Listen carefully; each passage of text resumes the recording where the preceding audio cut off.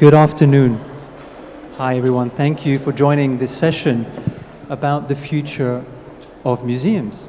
My name is Nico Daswani. I am an arts producer, a children's book author, formerly the head of arts and culture at the World Economic Forum, including for its annual meeting in Davos. I'm now the founding director of the Imaginarium, which is a museum that is very much in the future, not so much of the future yet, in the sense that it doesn't yet exist. However, fortunately, we're here with two wonderful, brilliant friends whose museums do exist, thankfully. And not only do they exist, but they have been smash successes since they've opened. The Museum of the Future, where we are here, has been sold out every single day since it opened this past February. And the Futurium in Berlin has already welcomed over 1 million visitors since it opened in 2019, and we have to discount for about 1.5 years of closures due to COVID. So what does the success of these museums tell us? And this is what we would like to explore in this session, and in particular how these two museums, as well as other futures-oriented museums around the world, play a unique role in public engagement, in narrative shaping, and in policy making around the future. Majed Almansoori is the Deputy Executive Director of the Museum of the Future, our host here, and Stefan Brandt is the Director of the Futurium in Berlin. Both Majed and Stefan come with a wealth of experience from outside the museum sector, which is to the great benefit of their institutions. And both of them, and I will say Majed was employee number 1 here, as I understand it, both of them were parts of the teams that were here opening these museums. Majed, Stefan, thank you for joining us, for joining this conversation. I'd like to start by asking you to tell us a little bit about who you are, and also just tell us what is most intriguing or most fascinating about your current role at the museum. Majed, perhaps I can ask you to start. Sure. Assalamu alaikum. Thank you, Nico. As you said, my career generally one would think would have been in cultural institutions or in museums, but it is completely the opposite. I'm an electrical engineer by background. I started my career working in a petrochemical company, mainly in factories, doing infrastructure projects. But always, I think in my career, I've had a passion for creating experiences, for developing something that people really get excited about, that people can come to and feel that they are part of. And I think this is a testament to this country and the leadership of this country, that someone at the age of 27 with no experience in museums actually project managed building the Museum of the Future and worked with a team from all around the world in making this thing happen. That's a little bit about me. Maybe Stefan can tell us about his story in the region as well, but also with Futurium. Majed, just tell us just briefly what it is about your role today that you find most intriguing or most fascinating. The most exciting thing about working at the museum is really seeing the people come. I think we've spent years and years thinking that maybe we might be a little bit crazy about the things that we're doing here and the experiences and all of that. And genuinely, I think that the people that came to the museum, the numbers that we've had since we opened, the reviews, the conversations that we've had, the experts, also the forum here, I think genuinely makes us feel that, okay, we're not that crazy to build something like that. We're not that crazy to take people through an experience that is maybe 50 years into the future, which I'm sure we'll talk about, but genuinely making people feel excited about the future, feel hopeful about the future, but talk about the challenges that we are currently facing and we could face soon.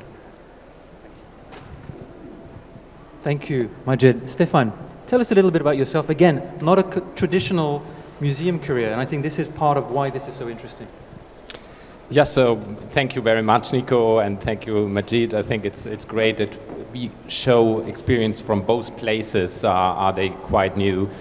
So about my career, so I think I covered several areas in my so far career. I started as a musicologist and musician. I studied singing, but I decided not to pursue a career there. Instead, I switched sides and went to McKinsey as a business consultant for 7 years. And during this time, by the way, I also spent half a year here in the region with projects in Dubai and Bahrain in the health sector. But I think my goal always was to take everything I could learn from McKinsey, the business staff, take it back into the area of cultural institutions. And so I switched again to an art museum. I became a commercial managing director there, Hamburger Kunsthalle. It's a big German art museum, you might know it. And from there, then I got this call from Berlin if I would like to start or would like to begin a new chapter at Futurium. And Futurium at this time in 2017, it was barely built, but there was still no idea what it is. And so I started the journey there, 2017, 2019. We opened, then we had 3 closures because of the pandemic. So I think we are one of the museums in Berlin with the most openings in the shortest time. And you said, what is the important thing or what is the most intriguing thing? I think it has to do also with my career. It is the chance to meet so many people from different sectors and areas, because future is a topic that connects everybody, anybody, everybody. It's important for policy, politics. It's important for business people, of course for science, of course for artists and for civil society. And so I enjoy this whole exchanges and discussions and interactions every day with people from so many different backgrounds. Thank you both. So for all of you out there who are not aspiring artists, but maybe aspiring museum directors, and you come from other fields, there's still a chance for you. Don't give up. Majed, in the museum, you very intentionally, perhaps not so much on this floor, which is more a closer future, but from the beginning of the experience that visitors take, you very intentionally put people in 2071. And I wonder if you could just help us understand why that is, and also how that has driven your curatorial choices. The Museum of the Future is taking place, or the journey of the Museum of the Future is taking place in the year 2071. 2071 is a very dear year specifically because this is when the UAE will turn 100. And at the moment that we were basically designing and developing, we were approaching the 50 year, so it made sense that the year 2071 is a year that we focus on showcasing and developing. Now, when you look at the whole range, when you look at the range of 50 years, why did we choose 50 years? People could argue that we could do 10 years, 20 or 30 years, but why 50 years? Because it's a little bit far enough that people could actually imagine that something could happen in that without relating it to the current context of things. I think we as human beings relate the future to certain challenges or certain elements that are happening today. But even if you look back at history, 50 years ago, people would not have expected that things would be like that today, if you looked at it from the context of certain conflicts or certain elements that happened 50 years ago. And that is why specifically 50 years is important. We're looking to get people to feel inspired. We're looking to get people to feel hopeful about the future. It's really about hope, and it's really about getting people to see the challenges that are here, but in a context where they can come out of it with a feel that they could take action to make that future that is happening. We're showcasing a future that is, it's a potential future, yes. It could go multiple different ways, but we really designed it in a way where we let some space for people to imagine what that could be like. Thank you, Majed. Stefan, I want to ask you the same question. Now, your timeline in the museum is closer to 20, 30 years, perhaps some of the frameworks that some of the folks here are used to. Maybe you can also explain to us why you chose that time frame, but perhaps before you can give us a very quick primer on what the museum is. I know you have a few images, and Majed and I are are going to move out of the way so that you all can see some of these photos. Perfectly staged. Okay, so let's start. Thank you that I have the opportunity just to give you a short insight into what Futurium is. When you arrive in Berlin, I hope you can see despite the chairs here. When you are in Berlin, Futurium is right in the center, so in the political center. You see the Chancellery on the opposite side. You see the main station. So if you just arrive in Berlin, you go 5 minutes from the main station and are at Futurium. So strong invitation to anybody here. Please visit Futurium when you are in Berlin. Some facts, I would not repeat everything what's on this slide, but I think importantly enough, we have 1.2 million visitors so far. We opened since 3 years, but at least 1.5 years has to be deducted because of the pandemic. And so we are among the 5 best visited museums in Berlin right now, which nobody expected. And there were so many critical, ironic views at the beginning before we started, what we would do there, how we can show a future, and now it is a good feeling that it somehow worked out. And we are not such a big team. We are like 60 employees, including all the administrative and technical stuff. So we are a dedicated team. I think this is the most important factor, that the people are so much engaged with this topic, and they are really burning, I would say, burning for the futures literacy, for the question of how can we make people more futures literate. This is the building. It's, of course, by far not so futuristic like this building, but I think for Berlin it's quite something new, and so we take it from there. And interestingly enough, Futurium is not only something about future, it's on a place with a past, with a burdened past. You will see it here. It's the same place like 30 years before. In 1989, there was nothing, there was only the wall, because Eastern German border troops had taken down every building to have a free field of shooting on hindering people leaving Eastern Germany. So it was not a place of hope, it was a place of desperation. And I think nobody at this time would have thought that something like Futurium would evolve there 30 years later. So you see also how unpredictable and how disruptive future can be. And today we are not only a public place for many people coming in, we are also a stage for the politics. You see the coalition contract of the current government and also the leading figures with Chancellor Olaf Scholz. They signed it there because they wanted to send a signal about hope, about optimism, about future, and therefore they choose Futurium for this contract signing procedure. This is what we are not doing. Because I always get the question, what will the future look like in 2030, 40, 50? And I always say we cannot say that, we don't know. That's the good thing about future. There are no real experts. There are, of course, futurists, future scientists, but at the end, nobody knows how the future looks like. And this is also the strength of future, because everybody can interact with this. Everybody can bring in their perspective and ideas. And this is the reason why we talk about futures, because that we are a house of futures and not a house of future, because we want to show the variety of options and not do a prediction.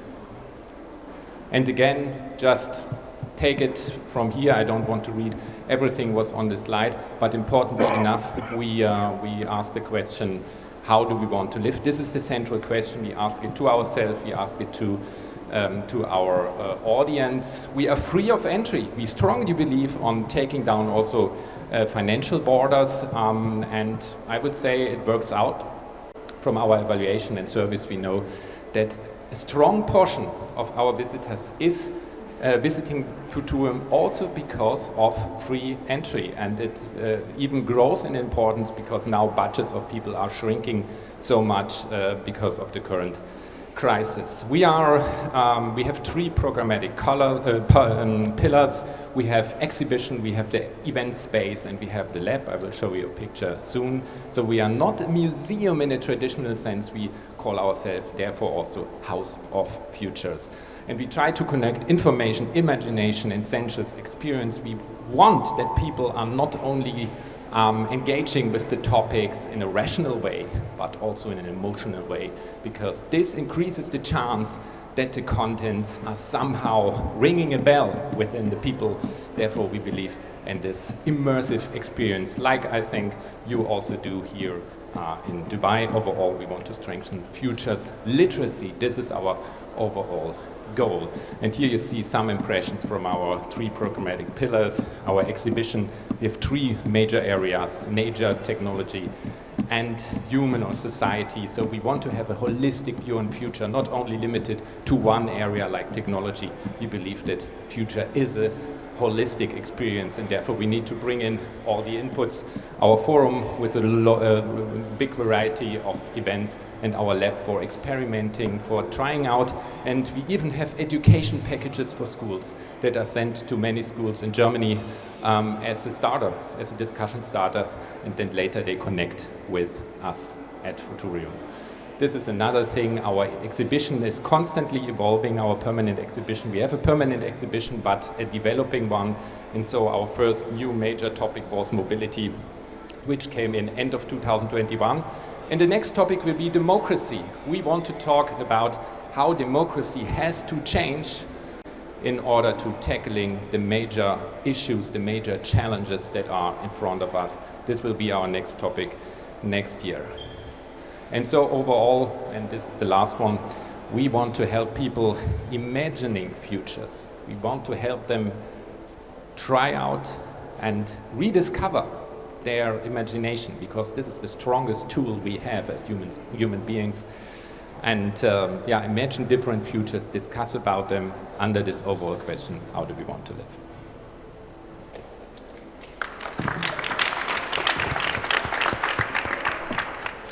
Stefan, thanks. Lots to cover, but I just want to follow up on the time frame, because the time frame of 50 or 70 years would be very different in a context like Germany. Explain to us why 20, 30 years feels right in your context. So I will not say something too bad about Germany, but we are a country that is not living too much in the future.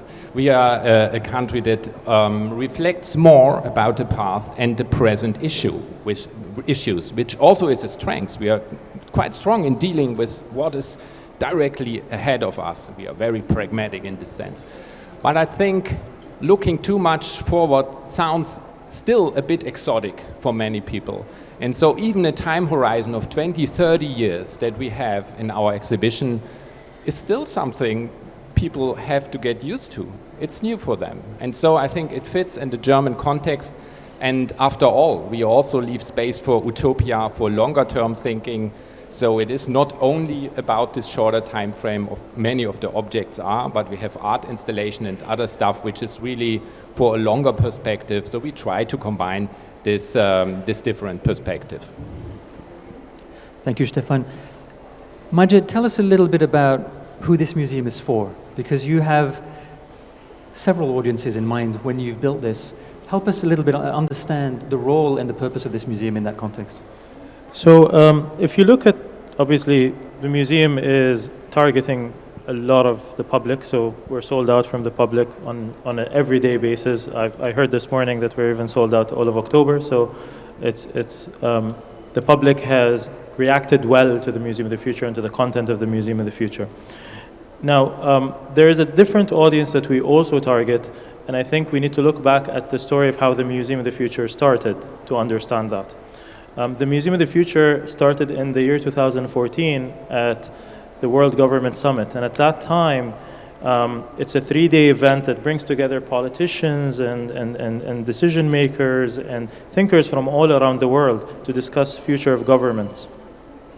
And His Highness, sitting in a lot of these different forums and conferences, noticed that there should be a better way to explain what the future is, rather than lectures and discussions of papers. And from that, the idea of the Museum of the Future was born, creating an immersive experience. And at that time, it was a white box, much smaller than where we are today. And people would come for 3 days and experience what the future is. And we saw that a lot of the decision makers, the presidents, the prime ministers that came there, left that experience understanding the message or the story or the research that we're trying to communicate about the future. And from that, they are more equipped to make decisions about the future in their day-to-day lives. And I think that is something that we didn't want to lose as well when we did the permanent museum. So the museum is right now a must visit for any of the state visits that are happening. We get a lot of people that are not just interested about the future, but really understanding the story of Dubai and the story of the UAE in the last 50 years. And I think the Museum of the Future communicates that very well by showcasing what the future could be. If I'm correct, you've hosted more than 15 official presidential delegations. Is it fair to say that this museum now becomes a sort of entry point for foreign delegations into the imagination of Dubai? Most certainly, and I think if you link it to the location, it's very important. There's been a lot of questions on why the museum is located here. And it could have been in a much bigger area somewhere else where it had more room to breathe, so to speak. But the Museum of the Future is located next to the center of, or His Highness's office is the center of the Prime Minister's office, the center of decision making in Dubai and also partly in the UAE as well. And that is very important because when decisions are made about the future, when decisions are made that impact each and every person that is living in the UAE or visiting the UAE, the Museum of the Future is a tool to make people understand and to make people understand the vision of the leadership and the vision of what the UAE wants to achieve in the next 50 years. And having that here next to the ecosystem of the Dubai Future Foundation, is quite important. And at the same time, it's very interesting to see the impact that this has had. You mentioned 15 state visits, and I think these are the ones we can talk about, but there's been multiple ones that as well, I remember we've had a visitor that came and asked us a question, so how can you take the museum to the children? You can't get a million, children from schools to come visit the museum. It's a large number that the museum cannot host. So from that, we started thinking about ways that we can take the museum exhibitions outside, and these are projects that we're working on a day-to-day basis. So you can really see the impact and the linkage between getting the high delegations, so to say, in the museum, and how that impacts future generations and future projects that we work at here. Stefan, following up on this question and this answer, would you say that the Futurium has a sort of policy intention or even a cultural diplomacy goal? You showed some images about the new government signing. That's very symbolic. Tell us a little bit about, again, your core audience, but also that kind of application of the museum as a tool, like Majed just talked about, for cultural diplomacy. I would say we are on our way. For the moment, it is used by politicians often as a symbolic place, as you said. So we had also the former government there at several occasions. So every time a politician wants to show he's very future-oriented, he goes to Futurium. But I would say this is not enough. We need more, and I think this will be the next stage for us to really interact with politicians, not only on a show business base, but on a base of content exchange.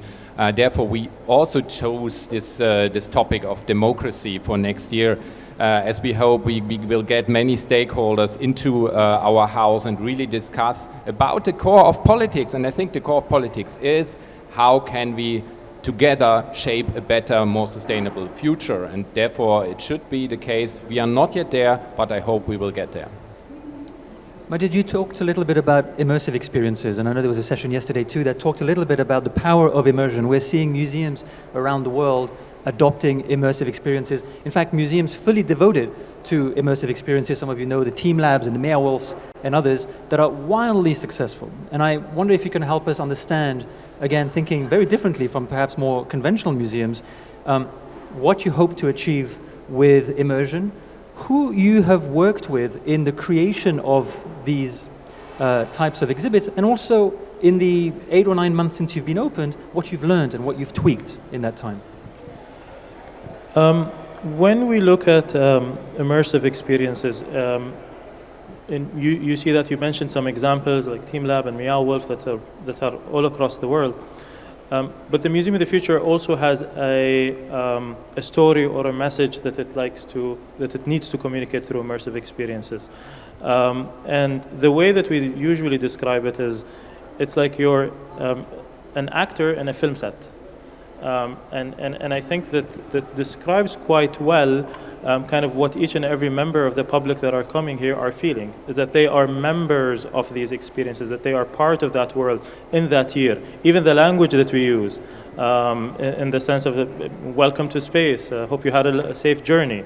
And I think that these small things and these small elements create that immersiveness in their mind that, am I really, in the museum, or am I actually in a spaceship, or am I experiencing Earth in the year 2071? And I think these questions, and maybe it's just for a second, it makes you think. And I think that's what immersive experiences need and have to communicate. Now, when we think about, of course, we've worked with a lot of partners to build this museum. And I think one of the main pillar of why this museum is successful and will continue to be successful is the team that works on it.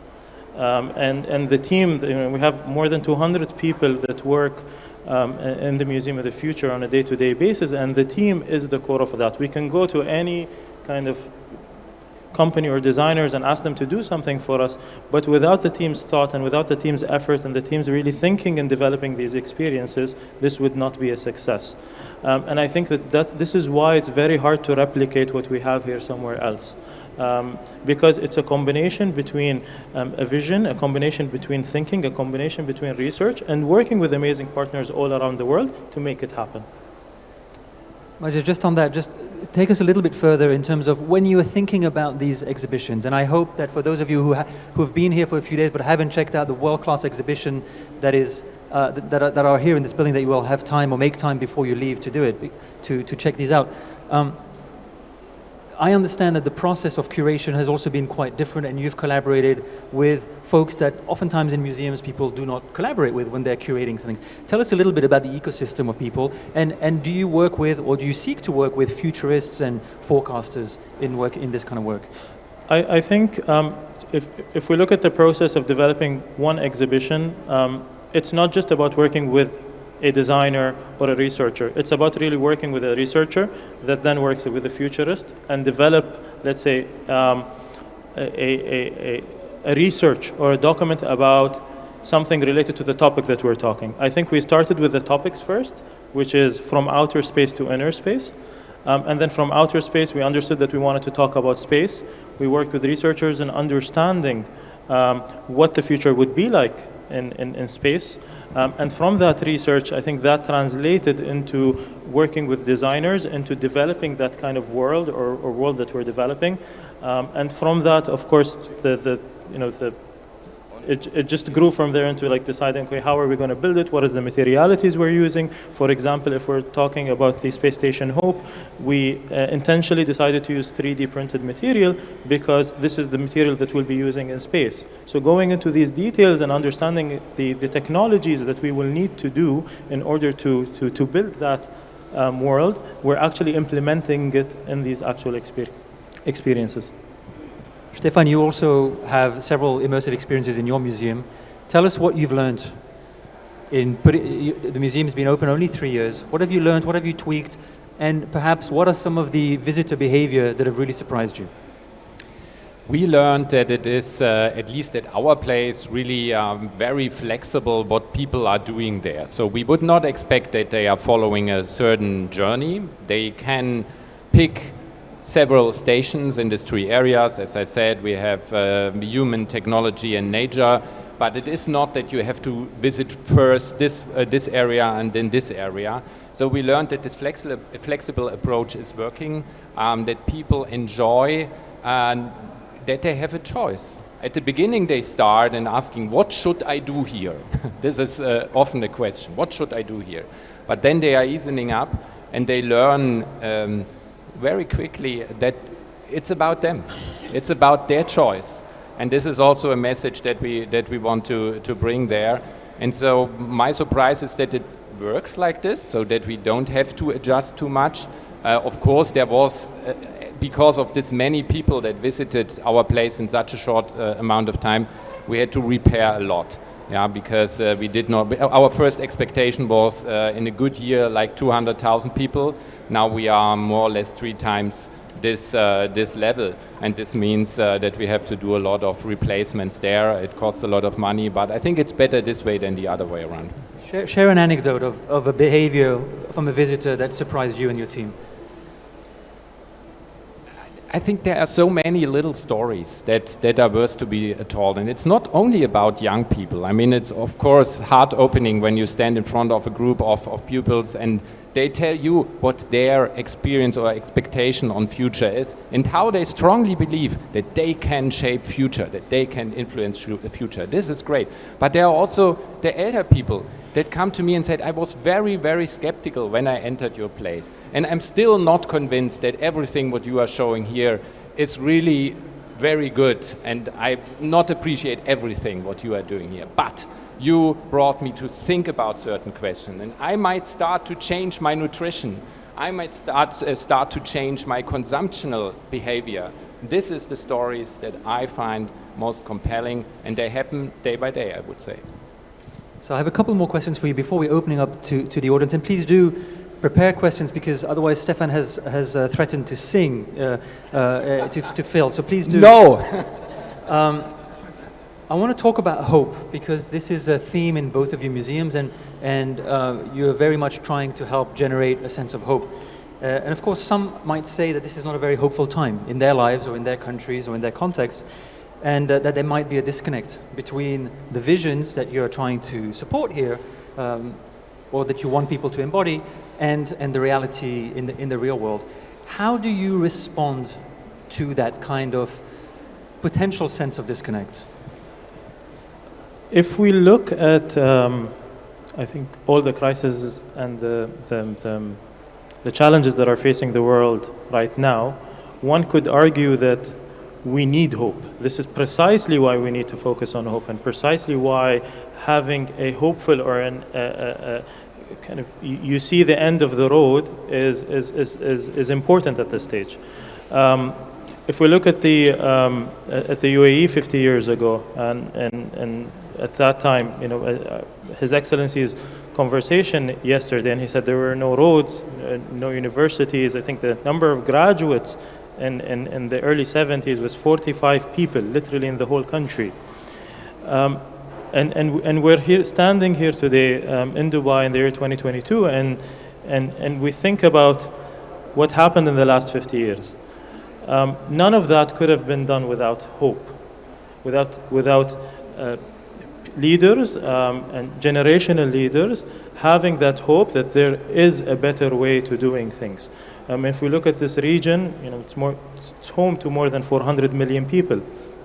And in some areas of the region, sadly, there are conflicts, and there are huge conflicts that have impacted the growth of these countries, where historically they were, you know, some of the best economies in history. And I think it's because they lost hope.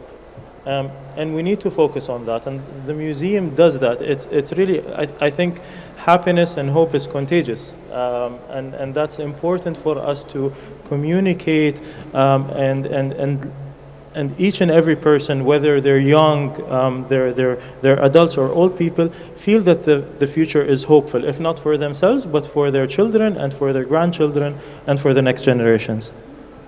Thank you. Stefan.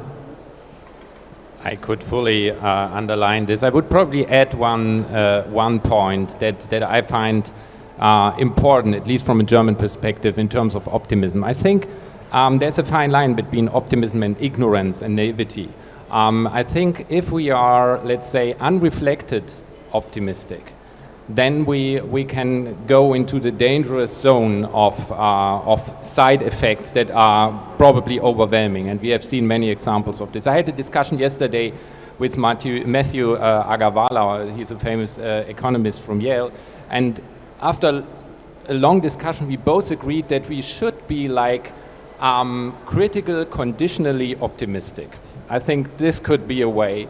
There are conditions for optimism. We need to improve certain areas and levers to be optimistic, to enable optimism, but we also need to critically reflect about them in order to avoid disaster and catastrophe. And this is, I would also describe as the approach that we try at Futurium, and it also resonates with a certain German way of thinking about the future, which is not overly optimistic. Final question before we open it up. I want to go behind the scenes a little bit, because what you've created, what you've both done is absolutely exceptional, extraordinary with your teams, but it was a monumental project to bring it here. And I want to just touch on a couple maybe of battle scars. Tell us those moments when you were literally about to hit your head against the walls, maybe these walls or figurative walls, when you didn't think this was going to be possible. Just give us a couple of anecdotes of how you managed to overcome, but also it's helpful, I think, for all of us to understand the challenges of doing something so beautiful. Okay, I think there's quite a few, but I think I'll focus on the overarching kind of challenges that I think we might have faced within the museum, especially I think in the context, and I'm sure a lot of the people here will resonate with that, and it's how COVID really impacted our lives. Of course, when COVID hit in early 2020, we were midway through the construction of this building. Now, of course, we understood that we had a deadline to build and execute kind of the building and have it open to the public. But at the same time, we did not want to impact the health of each of the workers and the people that were here. So we had to, I remember within the museum we separated the whole area within zones. I think especially for the construction workers and for the people that were working in the museum, ensuring that their health was our main priority. We as a team, of course, were working with I think around 30 designers from all around the world. We were not able to travel. Having Zoom calls with them, late in the evenings and early in the mornings to ensure that the work is continuing. And of course, we had to change our plans quite a bit in order to get to the date that we did. And I think, of course, building a building like that is extremely challenging. But then building a building like that and designing exhibitions and installing exhibitions in less than 3 months to be able to open on the 22nd of February was a challenge. And we as a team, I think patience was the virtue that was needed in order to make these things happen, and being also pragmatic and feeling that we, being hopeful that this is a project that we can deliver the way that our shareholders and our stakeholders believe that it should. And I think it's been quite successful as a result. So that's 3 months when it would take a more conventional museum perhaps 3 years to do that. Stefan, go on. Yeah, give us a little. I mentioned this collection of looks that we got before we opened. So ironic, pitiful, critical. So many people that really didn't believe that this place would work at all. And so I think this was an experience, and you get stronger with it because you have to deal with it, and you have to be resistant to this one. So this was for sure something. And then there was an early stage of the concept. I was not yet there, but there was a very early stage of the concept of Futurium, which was very technology driven. It should be a place of German technology and innovation, a showcase for how innovative Germany is. And this place, I think it wouldn't have worked too well with the public, but many stakeholders from the political area, they still had this concept in mind. And so when they visited our Futurium the first time with their old concept idea in mind, it was really an experience to see how they reacted to our more immersive, holistic, more sustainability-driven view. But at the end, they adjusted to it, and I think this is the good thing, that we always see how people also can change their behavior if they are open. And this is what we try there. We try to open up people's minds, people's hearts, And so far, it seems to work. Thank you both. We have time for a couple of questions. We have someone here with a microphone. There's a question at the back here. Thank you.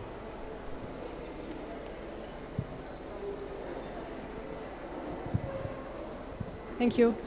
Since we talked about creating experiences for a museum, I wanted to ask, what's your take on the ideal trade-off between digital and physical displays? So in how much do you want to show actual state-of-art technology that you can touch and feel, and to what extent do you want to do these immersive experiences that are more digital? Can I take it? So, this is precisely a question that we had, I think, back in 2019, is how are we going to focus on bringing the latest kind of technologies and the best screen in the world and the best maybe projector and all of that. But we also realized that, especially if you look at the rate of development of these technologies, something that could be latest technology today, in 6 months, there's something better than that. So if we focused on that, we didn't think that this would create an exciting experience in the long run. So our focus was, how do we get the content to be exciting, to be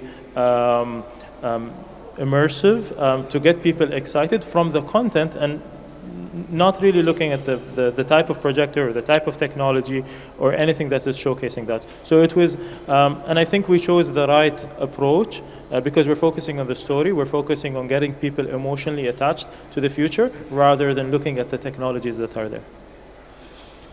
I think I can completely build on what Majed said. It is not about technology, it's about a story, it's about the contents that are behind. And I would even go as far as that also an immersive experience doesn't need to be digital in any case. Of course, digitalization helps, but we also have, I would say, we have some immersive experiences in Futurium which are purely analog. You have seen this one picture with this wooden construction. This is our thinking room, nature, and the exhibition. And this is not digital. It's just an experience, and people want to be there. They want to make a photo and Instagram it. So it is possible to have immersion on a digital, but also on an analog way. Thank you. We have a question here, please. Hi, thank you so much. Valentina from Forum for the Future, an international sustainability nonprofit. And just a question from both the museums, a lot about the interaction with people, both in different situations, from interacting with the exhibitions themselves, from being about and focused on people's interaction with the future. Any ideas or intentions to have a participatory exhibition where people can co-create that future together? In a way, you're experiencing a future that's created by someone else, designers. Of course, it doesn't have to be all technology, but any intention of a bit more, autonomy and, and as you said, that they're part of that future and interacting with it, a bit of a participatory approach for people in these futures and giving them that autonomy. Thank you. I think it's a very important question. Thank you very much. And it is really an area that is very difficult to make in a satisfactory way for all sides. We have, I would say, already some participatory aisles in our exhibitions. There are objects that were done together with normal citizens in workshops, and they were incorporated into our exhibition. You will see them. So we have for instance, a big wall with visions about the green city of the future, and we ask ordinary citizens to develop their visions, and together with them we created little dioramas that we just put there at the wall together with more artistic or more scientific visions. But it is still not what you asked, and I think this is something we would like to develop now in our next phase, how to be really participatory. It needs a lot of manpower, it needs a lot of engagement at all sides. You also need to pick a diverse group of people, because if you just say, okay, let's be participatory, you get always the same group of people that are not truly representative of society. So you need to try very hard to get a diverse spectrum of people. We are not there yet, but we see this as something to be developed in the next 3 to 5 years, I would say. The way I see the museum in the future is that it's a living museum. So I think when we first designed or worked on developing the museum, we had a workshop with leading futurists from all around the world. I think it was more than 100, where we sat and discussed, okay, what are the topics that we want to talk about in the museum? Now, fast forward to the opening, I think we've been gathering a lot of the feedback and a lot of the elements from the visitors, from the public, to understand where can we be better and what can we do better. And what that means is that we're constantly, on a weekly basis, looking at how we can develop the museum a little bit better, make it more, I would say, participatory in a way that still keeps the museum true to itself. We of course encourage, and I think we need to do more of that, where we encourage the visitors to get involved in certain activities or elements that helps them understand how they can co-create the future. So provide them with the tool in an exciting and interesting way that they can apply in their lives. Thank you. We do have to close. If you have more questions, come at the end of the session and speak with our speakers here. I hope we have left you, what was it, Stefan, critically, conditionally optimistic about the role of these museums and your potential role in collaboration there. Let me just tell you that both these museums are part of an extraordinary global network, a growing network of future-oriented museums. And maybe one of them is in the city or the country in which you live. We have representatives here in the audience from Australia, from Colombia. You can go to forms.international. It's forms as in future-oriented museum synergies. It's an extraordinary network and growing network of futures-oriented institutions. This just leaves me to thank you both so much for your contributions, and thank you all for your participation. Thank you.